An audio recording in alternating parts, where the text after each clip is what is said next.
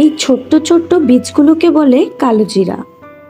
এর গুণের কদর তো বলে শেষ করা যায় না। আমাদের প্রিয় নবী হজরত মুহাম্মদ সাল্লাল্লাহু আলাইহি সাল্লাম বলেছেন, নিশ্চয়ই এই কালোজিরায় মৃত্যু ছাড়া সব রোগের জন্য নিরাময় রয়েছে। এ থেকে বুঝতেই পারি মানবদেহের জন্য এর কত উপকার। ছোটবেলায় স্বাদ গন্ধ তখনও বুঝতাম না বলে খেতে চাইতাম না। অবিশ্বাস্য রকম উপকারী বলেই হয়তো মা জোর করে খাওয়াতো। আজ এর স্বাদ গন্ধ বুঝেছি। এখন মুখে দিলে মনে হয় এই তো বাঙালির আসল স্বাদ।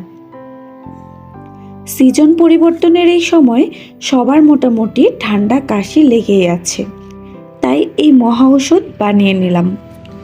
কালোজিরা কম আঁচে হালকা করে ভেজে নিতে হবে, কারণ বেশি ভাজা হয়ে গেলে তিতা স্বাদটা বেড়ে যায়। আর একটু বেশি করে পেঁয়াজ রসুন মরিচ দিয়ে নিলে মোটেও তেতা লাগে না। আর গরম ভাতের সাথে এর কম্বিনেশন জাস্ট অসাধারণ। আপনারাও কি ছোটবেলায় খেয়েছেন কিংবা এখন খান? না খেলে কিন্তু অনেক কিছুই মিস করছেন। আজ এ পর্যন্তই। ভিডিওটি ভালো লেগে থাকলে লাইক কমেন্টের অনুরোধ রইল। সবাই ভালো থাকবেন, আমাদের জন্য দোয়া করবেন। আল্লাহ হাফেজ।